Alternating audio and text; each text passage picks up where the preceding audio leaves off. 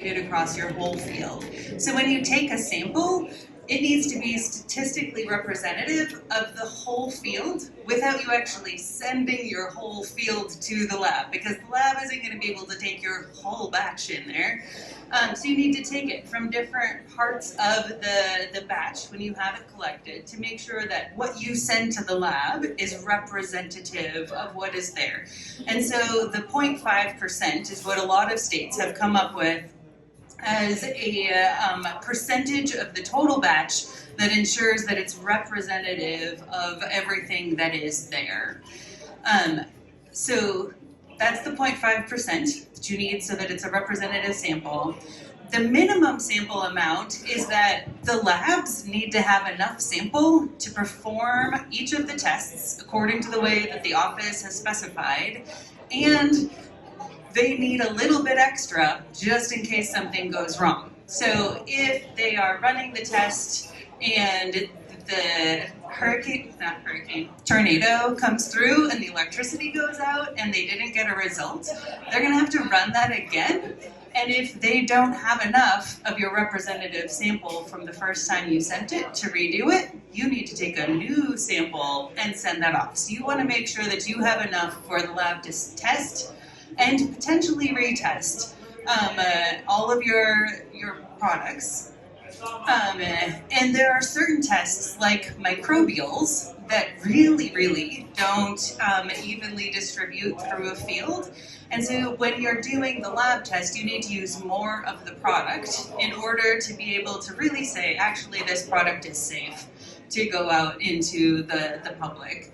And so our minimum sample amount was calculated for each product separately. So Sarah provided the table.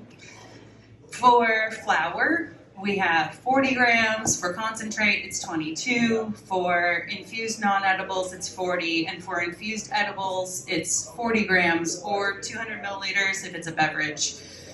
And that's all listed in the technical standard. So when you take your 0.5%, if you don't have that much sample, then you may need to take more than 0.5% of your batch to send it to the lab for testing. So when you're taking that 0.5%, part of it is retained by you as a retention sample. So this is an idea that is very common in the agricultural sector, where you are manufacturing something. You have proudly made your set of gummies, and you are sending them off for lab testing and sending them out into the world, and you have to hold some of it back with you. That's your retention sample, because if Julie down the road eats one of your gummies and she gets sick, and she says, oh, this is bad, you have your retention sample, and you're like, actually, I had it tested. This is what it is. This is the statistically representative part of the batch that should be there. And so if this didn't meet, if it got contaminated, maybe Julie rolled it in the dirt before she ate it, or maybe someone else contaminated it. But you have a sample that's retained by you as evidence that your product is good, and you hold that through the lifetime of the product. And the amount that we have set for that is enough that the lab can perform the critical testing on that to make sure that it is still really okay. So that is where we get the 0.5%, but also the minimum sample amount and your retention sample. Awesome. And this, a lot of this has to do with chain of custody, like she's talking, and cover your butt. If in the event something happens, you want to know that you don't have to sample another 0.5% and submit it to the lab. So if it feels like, a big amount now, having to do that a second time is going to be worse, right? So, sometimes with, regulatory guidelines, it can be challenging, but the alternative is arguably more challenging. So just, try to stick with it the first time.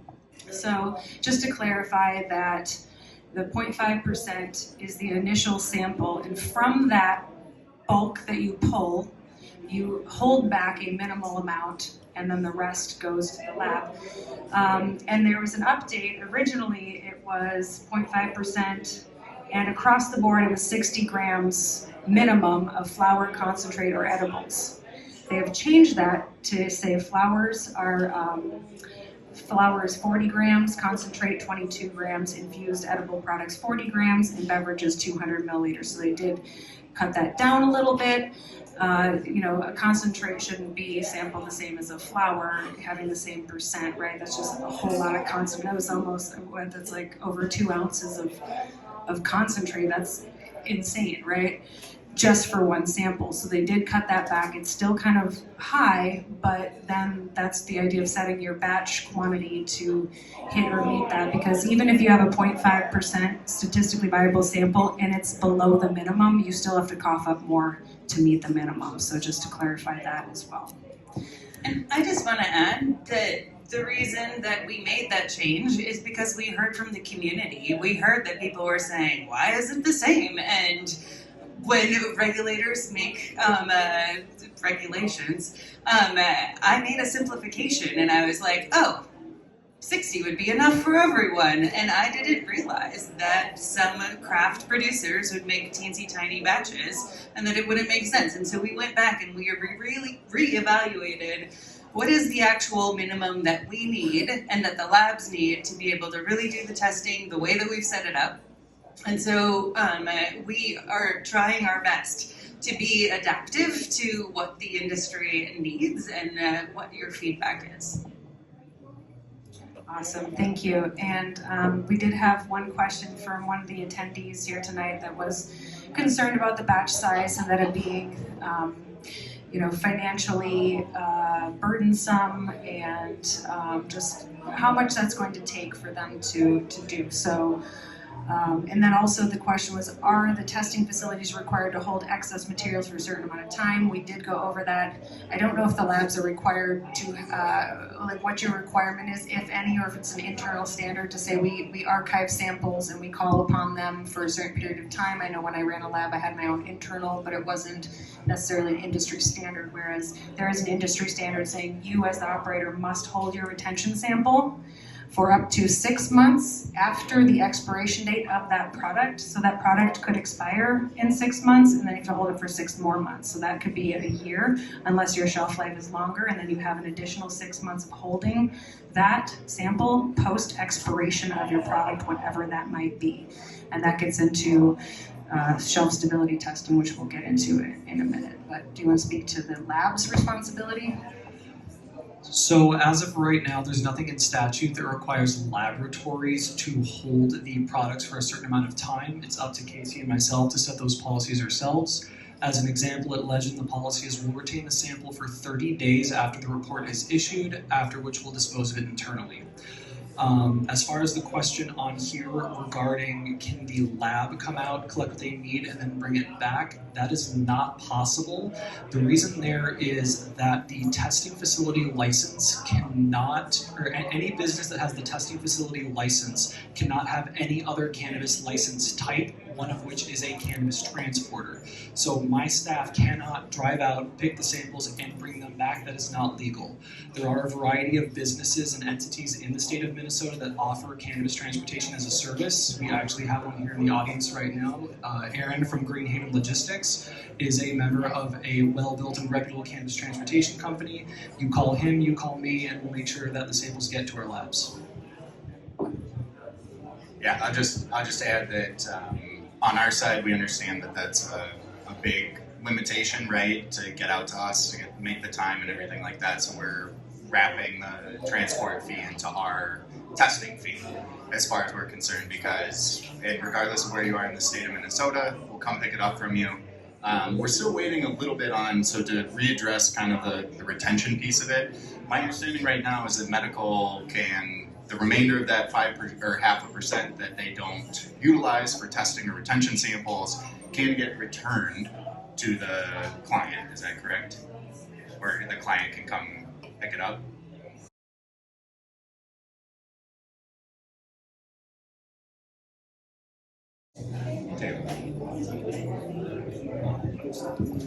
Okay, yeah, so there's nothing against it right now. The issue that we're running into right now is from the lab side only, which is a federal tax exemption in 280E, that if we participate in the transport, that we do not get our tax break. So that also kind of limits what we can do as far as that. But again, in statute, there's nothing against you all coming and picking up the remainder, your 0.5%, and taking it back.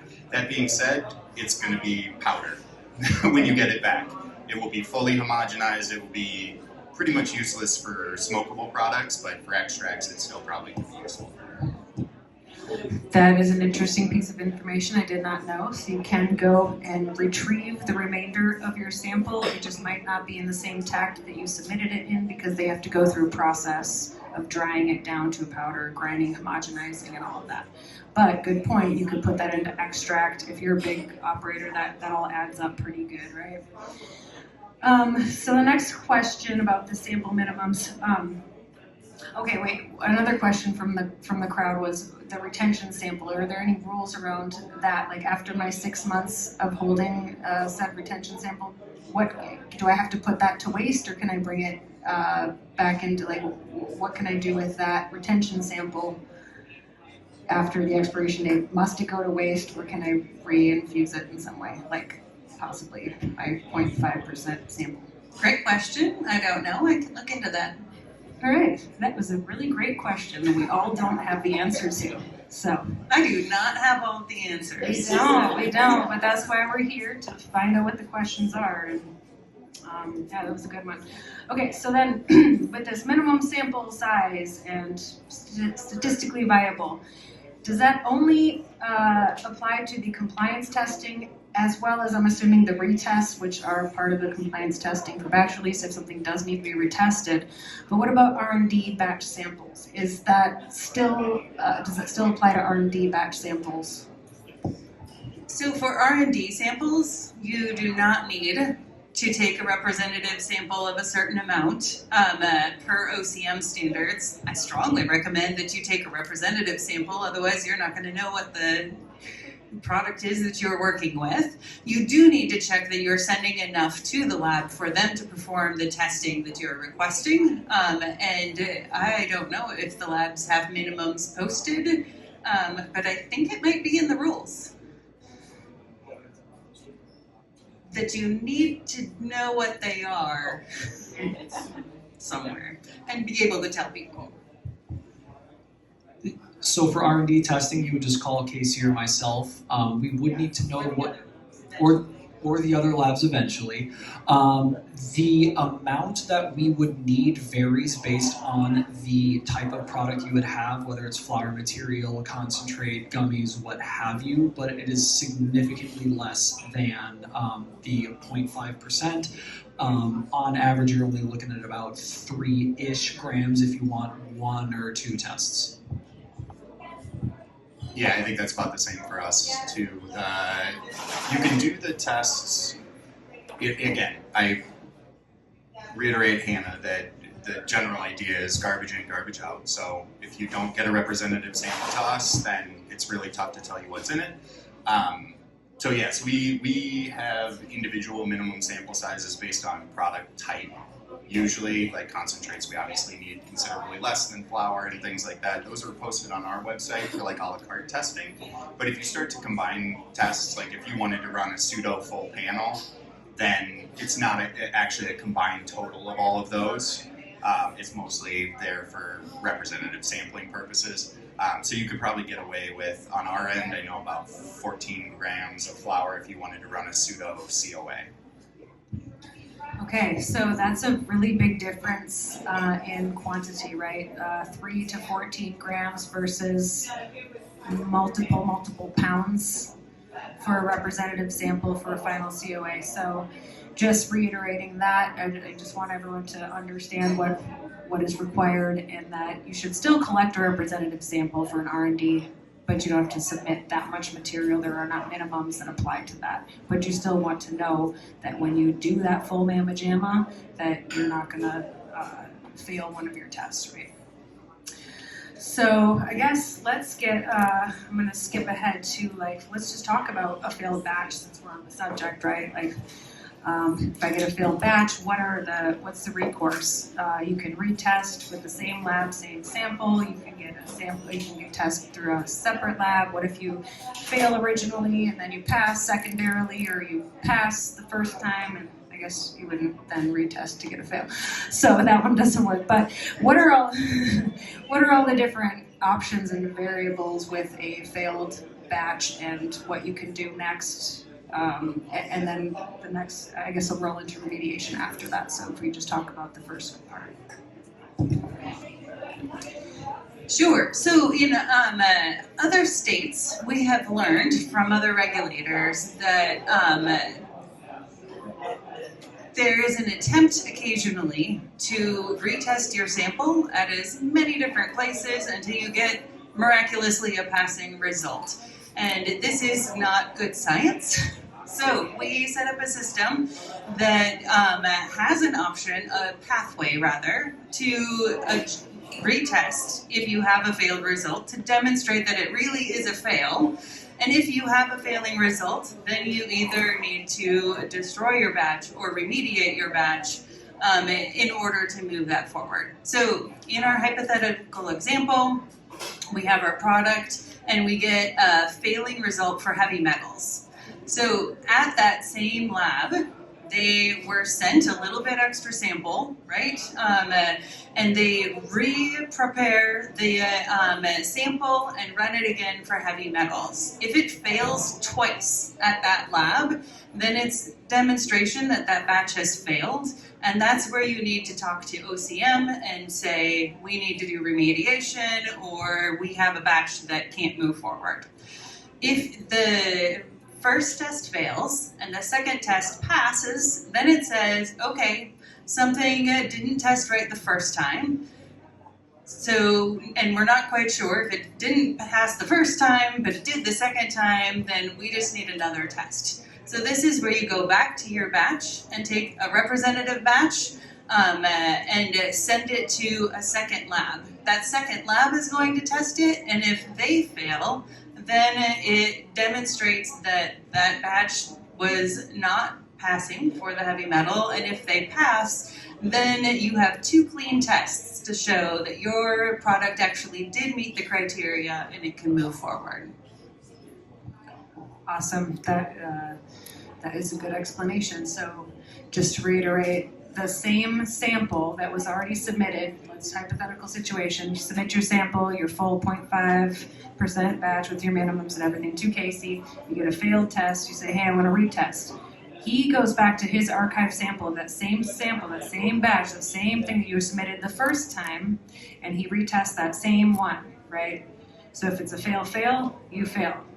If it's a pass-fail, you have an opportunity for a whole separate sampling event, another 0.5%, and a separate different testing lab. So now we send it to Taylor. Okay, now I have a whole new sample, and I send it to Legend.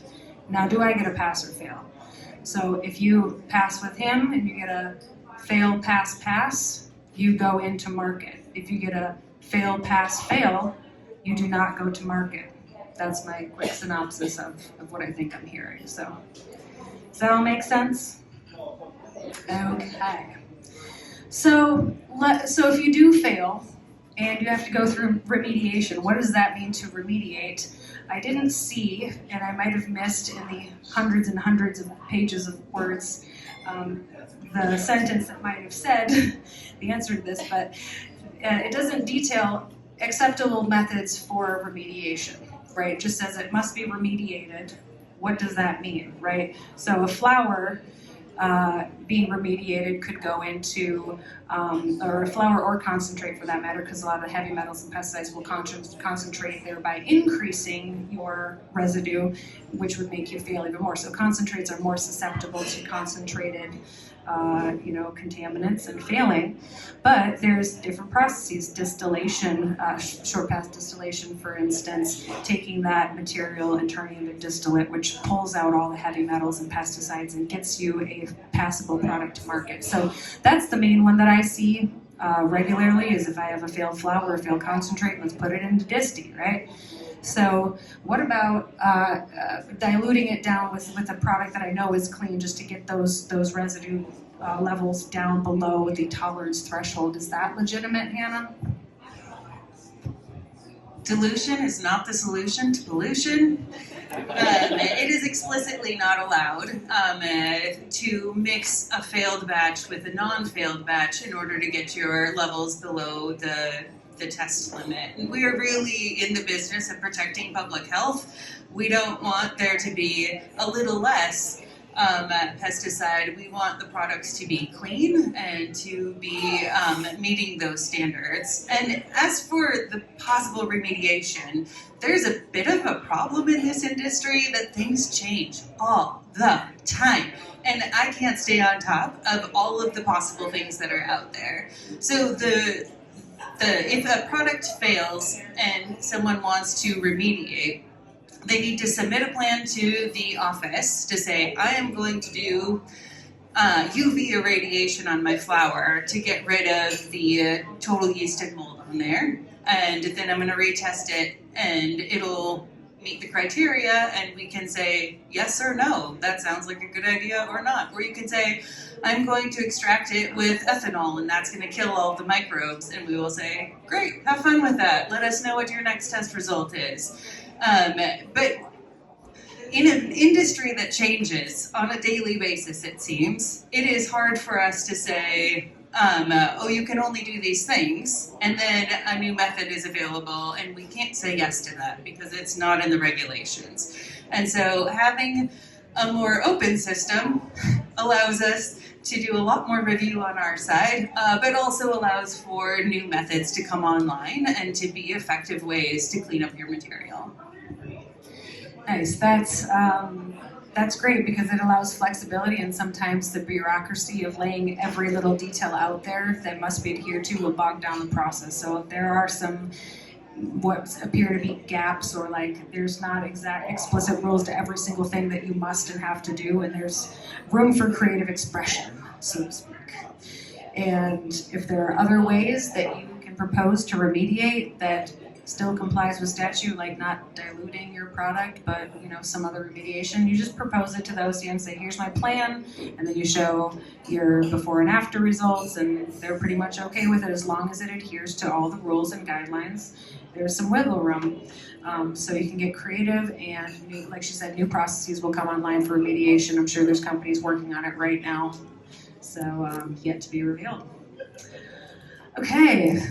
Who wants to talk about pesticides? I do. So, I'm originally from Minnesota, but I spent many years in California, so I was really part of their regulatory process. And they have Category 1 and Category 2 pesticides. And Category 1 is very, very naughty, absolutely not. Do not use it. 0 tolerance, parts per billion, you're going to fail list. And so you don't even use anything on that list. The second list is they actually have residue tolerance limits, can't be above. So you can use it as long as the end product doesn't have more than X amount in it, right? So it's Category 2. Now on those lists, they're in California, Washington, Oregon, and some other states, they do not have a very specific and popular pesticide listed, but Minnesota has chosen to add azadirachtin to their list of pesticides that are not allowed to have a residue above 1 ppm. Azadirachtin is the active ingredient in neem oil, neem seed oil, very popular product. It's organic, it's natural, but if it pops, above 1 ppm, your batch will fail, even though it's organic. Yada yada. This also came up in California about pyganic and pyrethrins. There's synthetic and there's natural. Why can't I use the natural ones? It says organic, OMRI certified, OIM right on the label. Why couldn't I use it on my cannabis? It can be used on every other crop. So I guess my question is for those people who are concerned about that product specifically / all of the other products on your list, how did they, you don't have to go one by one, how did you come up with that list as opposed to adopting something from another state, and why is azadirachtin specifically on that list, and how does that affect operators who would like to still use it? Can they still use it? Good questions. I would say one general point is just because something's natural doesn't mean that it's safe. Azadirachtin is the active compound in neem oil, but products like Azagard don't use neem oil as an ingredient, they use azadirachtin. And so when you take something out of its natural form, concentrate it, and put it in a different system, then it can behave differently. It is, I think neem oil might be on the 25B is the generally considered safe pesticide list, and neem oil might be on there, but Azagard and azadirachtin as a pesticide is not on that list. And so even though it is derived naturally, or can be, doesn't mean that it doesn't have a safety threshold. Pesticides are really tricky for cannabis because technically none of them are legal to use on cannabis, because the EPA and the departments of ag won't touch them with a 39.5-foot pole. So we are left with, what are we going to test as an office, and how can you know if it's allowed to be applied generally to crops in the state? So the list that we have in our Cannabis Technical Authority is not the list of what is allowed to be applied to your products. It is the list of what we will test for, just to be really, really clear. We're not making a legal statement. We are testing for these things. If you have a product that you would like to use, and it's not on the list, then you should talk to us, and we can consider if that is something that we could add to the list and eventually test as well.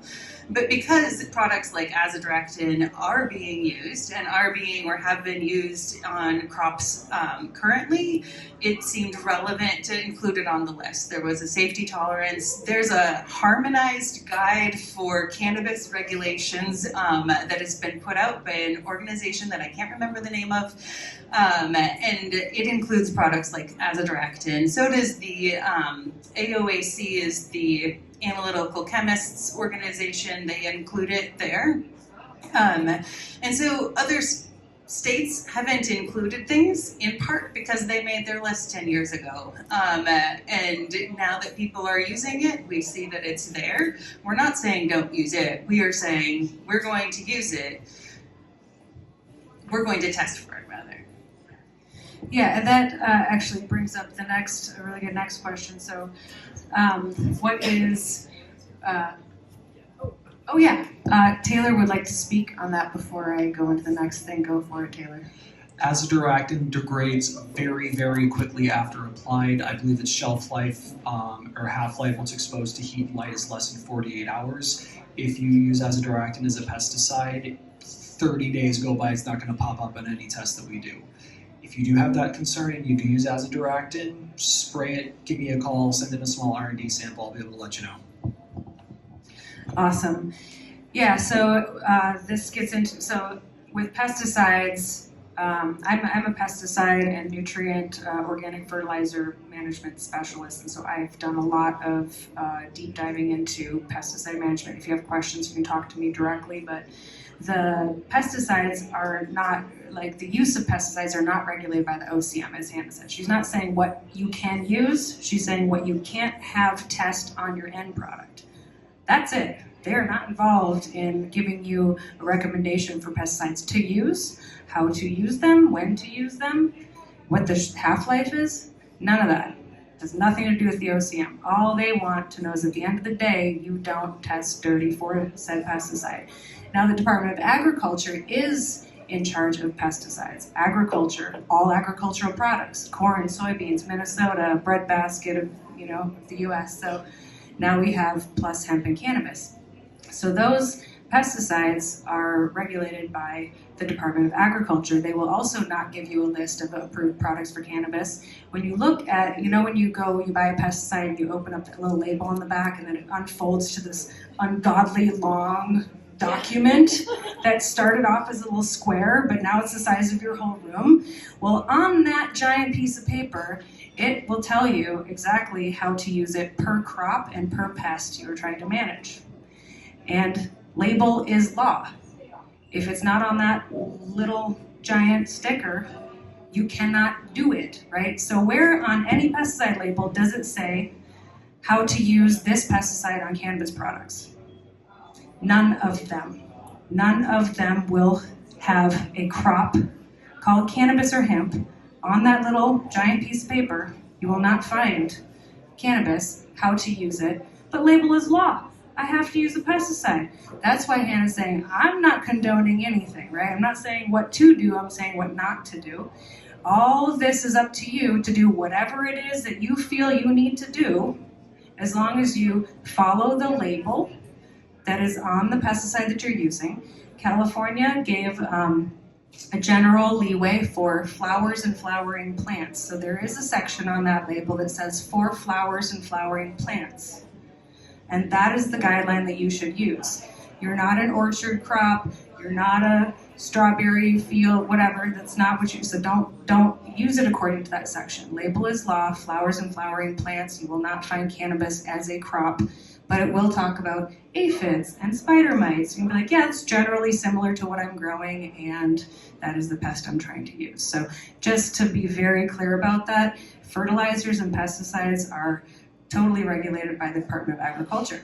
So with that very long lead up to my question, what do operators need to know about working with other agencies? OCM is not the end-all be-all. OCM is about cannabis, but there's the health department, there's the ag department, there's the Department of Commerce. There's all these departments in Minnesota, and OCM is only one of many that you will have to comply with. Can you tell us a little bit? Now, I just want to give a teaser. We will have a whole section just on pesticides and all these, going down the Department of Agriculture route, so let's stay high level. What do people generally need to understand about working interdepartmentally? Great question. So the Department of Ag is working with OCM to, for example, inspect any of the manufacturing businesses that manufacture a food-like item. Anything with cannabis is technically no longer food, although be a gummy, so that would seem food-like. So we are working with the Department of Ag for some of those things. Pesticide and fertilizer division can go out to your farm grow site and look at the containers you're using and how you're using them, and tell you that you aren't allowed to use those. Although I don't think that is something that is high on their priority list. It is something that can happen. And in terms of the other departments, I don't know, that's not my role. Good answer. So check, the answer to that non-answer is check with all of the different departments that you would need to run your business. You're a business owner, you are a license holder, you have to deal with Department of Commerce, Department of Agriculture, if you are an agriculture producer.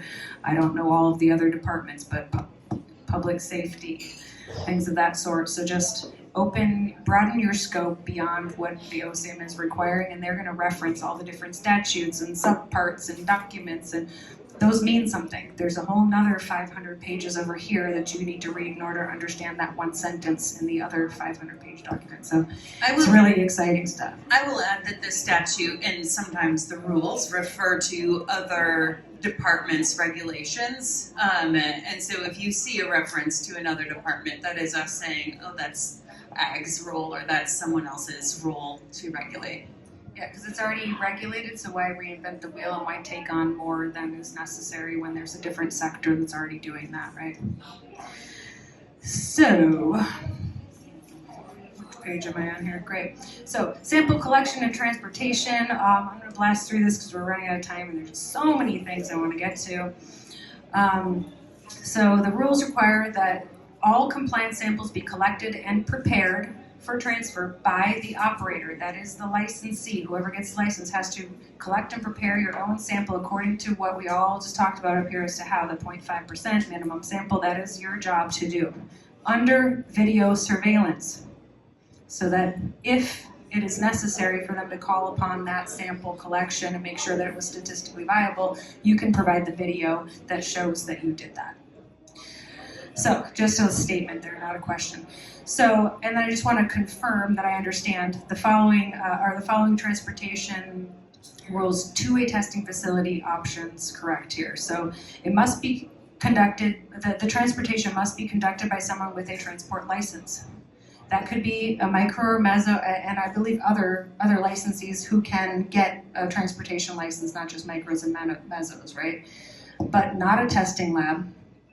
Or it could be a third-party transporter that only does transportation. So it could be in-house or it could be externally, but if in-house, you have to then apply for a transportation license on top of your other license. Right, and I don't have the grid of what license types you can co-hold, but as Taylor said, a testing facility cannot hold any other business license. And so they would not be able to be the transport company. Like Casey said, they could partner with a transporter to get those there.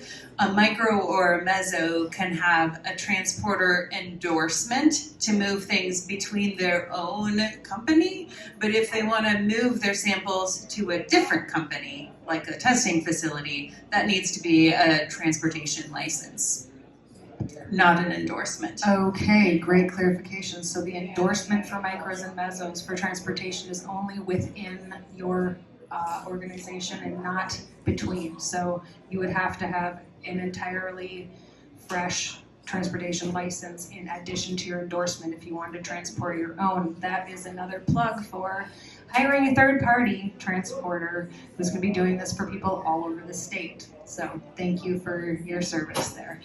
It could be, if companies are large enough, you might bring that in-house, but the general consensus word on the street is you probably just want to have the third party do it at first. It's going to, the logistics and compliance is just going to be overwhelming. Okay, so let's get into the flow chart that I gave you all at the beginning. We're finally at flow chart land. So this is required testing flow chart for the different types of products that are coming onto market. So I did see there's a couple things that I pulled out of that. On the very top, we've got flour for smoking and flour for concentrate, flour that will be entering or raw material to be entering as a processing facility versus a retail market. So can you just talk a little bit, any of you, I know Hannah's been getting a lot of airtime, if any of you other want to answer this simple question here. I'll give Hannah a break here. Flour for smoking is immediately after harvest. It would be sold as is or potentially made into a pre-roll. It will not go through any kind of extraction or further manufacturing process. It's just want to be able to sell some good old-fashioned cannabis flour material. Flour for concentrates is anything that would then further be allocated to an extraction to produce some kind of distillate or oil that would then further go to make other products such as gummies, seltzers, and you name it. That is the primary difference between the two as how they are dictated on the flow chart. And just to address like the differences there, right? So there's less testing, if I remember correctly, immediately for flour for concentrates. So there's some slightly less testing requirements, and it just has to do with the fact that once the product is concentrated, it will be tested for the full panel. So once it gets there, Hannah's mentioned previously in our first meeting, is it's effectively looking at where these things could be the most concentrated in the process that needs to have the most amount of testing.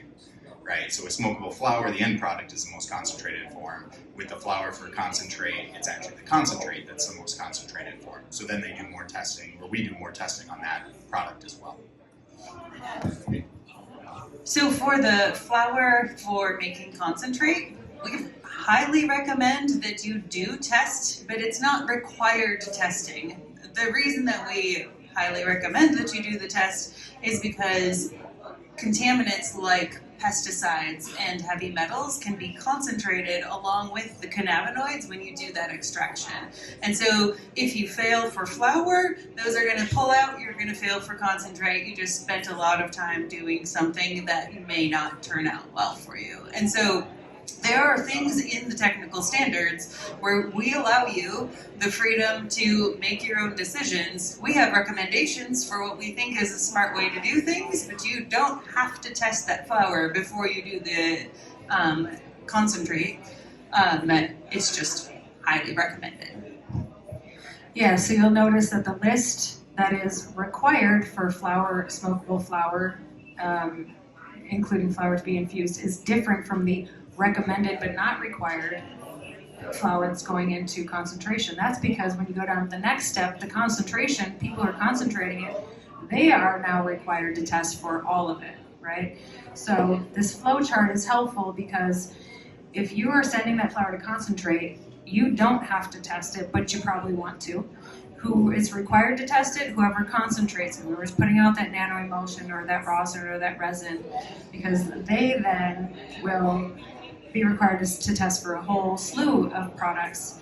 And then just to finish this story off, when we come to the final manufactured product testing, the very bottom one, they only have to test for 4. They don't have to test for pesticides or heavy metals or any of that, right? So why don't the final manufactured products have to be tested for any pesticides or heavy metals when everything else does? Can someone fill in that story for me? So the idea is that if your concentrate has met the requirements for heavy metals, while dilution is not the solution to pollution, if you have something that passes and you dilute it further to make your gummies, you should not have more heavy metals when you have diluted your gummy. There is a requirement in the standard that a manufacturer does a risk assessment to determine if there are other contaminant categories that could be present in that final product that were not there or that are introduced in that processing. So there could be someone who has their concentrate and they use a solvent to get it into a different format and then they add it to something and they take the solvent away. They should test for solvents in their final product. There are people who put their materials into vapes. Vapes are known to degrade during the burning process, during the filling process, during all of those things. A lot of those contain heavy metals. And so heavy metals are tested for vapes in their final form as well. So we understand that there could be ways that a pesticide gets into your product that you didn't think would be there, like the beeswax that you use to make something. So this is a requirement that is in the good manufacturing idea, where a manufacturer needs to know what they are working with. If you're not sure that your beeswax is clean, then you need to test that for pesticides, and you need to make sure that your streams that are going into your products are clean and tested. So if you run out of your flour and you need more flour for your brownies and you just go to Joe Schmo and it hasn't been tested and you don't know what's in that flour, then you could be introducing contaminants that aren't there. You might say to yourself, but you're not looking for those, so it's fine. Except I'm going to shamelessly plug the surveillance sampling and testing that the office, while we are starting up the adult use market, is launching a reference lab that is run through the Department of Ag, and our inspectors will be out in the field. They'll be in cultivators, they'll be in manufacturers, they'll be in retail locations, taking random samples from throughout the industry. As we were talking earlier, a representative sample. So not every single one, but a representative sample, and having that tested. And in that case, we'll test the final products for pesticides. And if your product fails, then you are not doing a good job of that manufacturing control to make sure that your final product was safe. And if you have potency that's 20% higher than what we see in the jar, were you sprinkling something on top, or was a lab inflating potency for you? These are the sorts of things that the reference lab is really useful at looking at a representative subset of the data in those final products. All right, so yeah, just to reiterate, Minnesota will have a reference laboratory that is internal to Minnesota that they're using for inspections and for validations and just supporting the industry at large. So 2 more questions, one more on the subject of this flow chart. I don't see imported products, currently there's no legal imported products from out of state, but there is a tribal concept. Well, you both laugh, maybe you have something to say about that. But It's on page 5. Oh, of the technical standards? Yes, so any Okay. hemp-derived product that's imported from out of state has to be tested for the full panel before it can be sold. So potency, pesticides, mycotoxins, heavy metals, residual solvents, microbial contaminants, and water activity. Wow, say that 3 times fast. So that is a caveat to the flowchart that says, at the very bottom, final manufactured product testing only has to do those 4, except if it's being imported.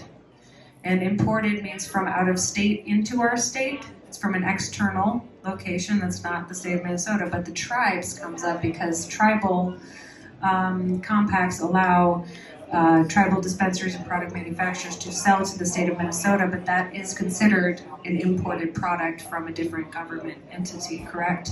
So in that case, all products coming from tribal dispensaries or from out of state, whenever that becomes available, or for hemp products that is currently available, will not adhere to this bottom list. It will adhere to the full entire compliance panel, so they actually have more rigorous testing if you're coming into the state than if you're within state. I just want to clarify that tribal products sold in tribal dispensaries are tested similarly, but they are not required to be tested per the Minnesota state standards. If they're in a Minnesota licensed retail location, then they need to demonstrate the full compliance testing with the technical standards. I've seen the tribal standards for testing, and they're pretty good. Yeah, tribal testing standards are pretty high. As we've been trying to come online with ours, they've already been up here doing it prior to us, so I will give a shout out to them. And they're all about show me a COA, but I'm going to test it on the back end to confirm said COA, so they're doing their due diligence.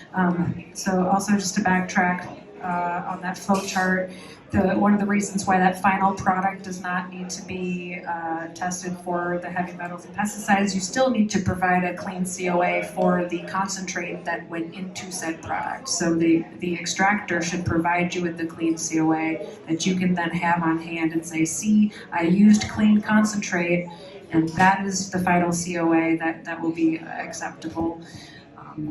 Anyway, just a little clarification. And I'm going to add to that that all of the testing data is collected through METRC, the state seed to sale tracking system. You just took the next question out of my mouth. Get it, girl. So if you have a final product that hits the store, we can pull up that METRC number and see not just the product and its final testing, but we can see what batch of concentrate did that come from, who did that processing, what was the testing results, but we can also see who was the cultivator, where was it grown, when was it harvested, and so we will have all of that testing data available for all of the products when we go into review. So one of the really fun thing for data nerds is that METRC is going to have so much data, and we have a lot of plans for how we are going to sift through that data. So we're going to be looking and saying, oh, you made a vape, but I don't see testing for concentrate. We need to flag this and make sure that we have that worked out. We're going to be making sure that something that ended up being called a gummy and sold on the shelf was listed as a gummy when it was tested, so that the appropriate testing was done at all of those phases. And so there's a ton of data for us to go through that is always available, and we have a whole team of people that I really love a lot who are just data nerds, more so than me, who are planning all of the analysis that we're going to do through METRC for all of the testing results. So yeah, METRC is the track and trace, okay. I can't talk if my hands aren't moving. So it's the track and trace system in which all data is held, right? But you're going to need a person in your company that is specifically dedicated to making sure that all this data gets into the system, right? Because if it's not in the system and you get inspected, they're going to wonder why,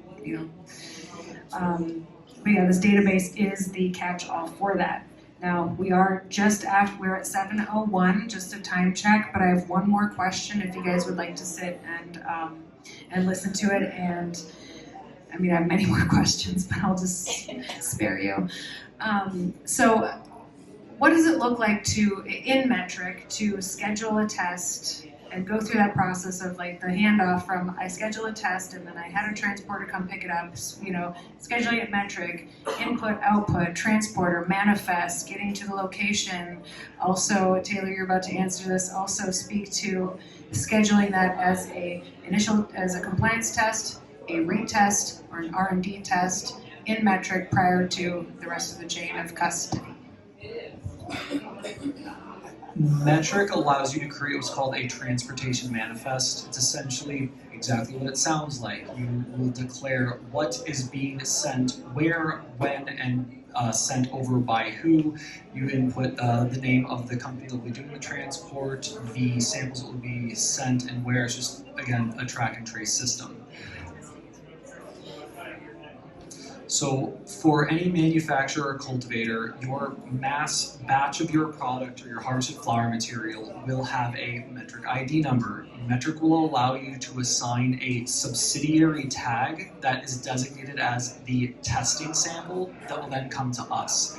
You can assign any number of laboratory analyses to that sample that will either be designated as your routine batch release, R&D, or for retests, and then METRC will automatically assign all of your required analyses when it shows up at our lab.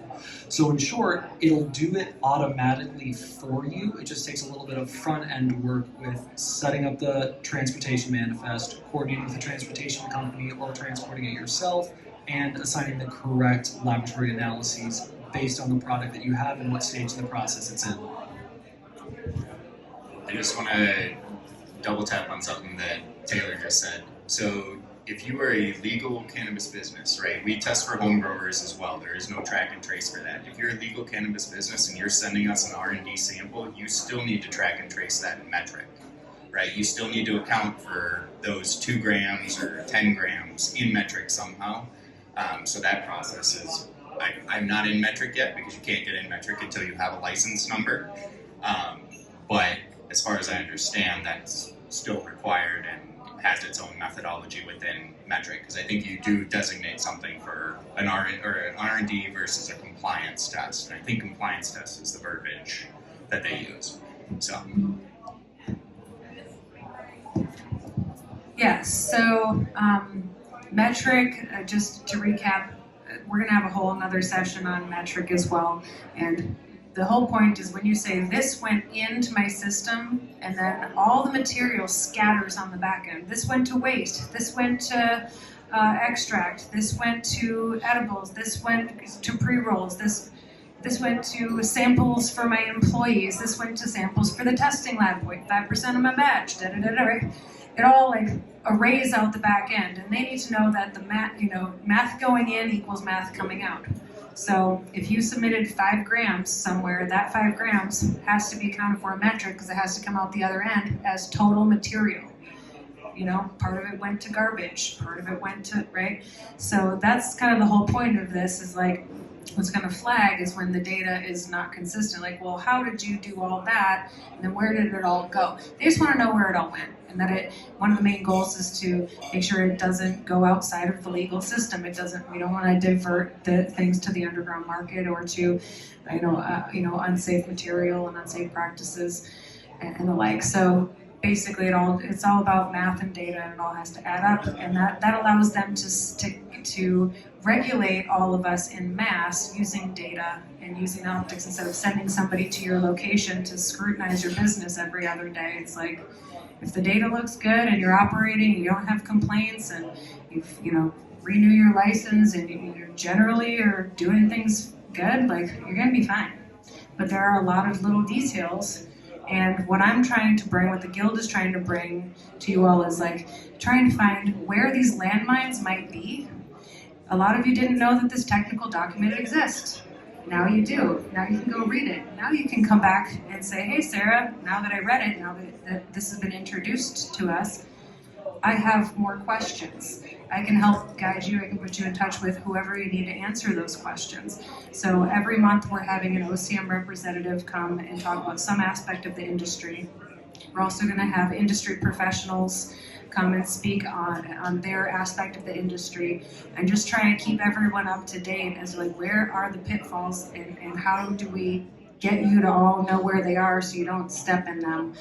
There's going to be enough that we're going to step in on accident. So if we can clarify anything for you or help guide you through the process, we really want to do that, especially for our smaller craft cultivators. This is a big hurdle and we can do it if we do it together. So thank you all for coming. Really appreciate you. Please get on our email list to stay up to date on other events. Thanks, guys. And we will be sticking around. I'm assuming you guys will be sticking around at least for a little bit afterwards if you want to ask any of these guys one-on-one questions that you didn't get to ask ahead of time.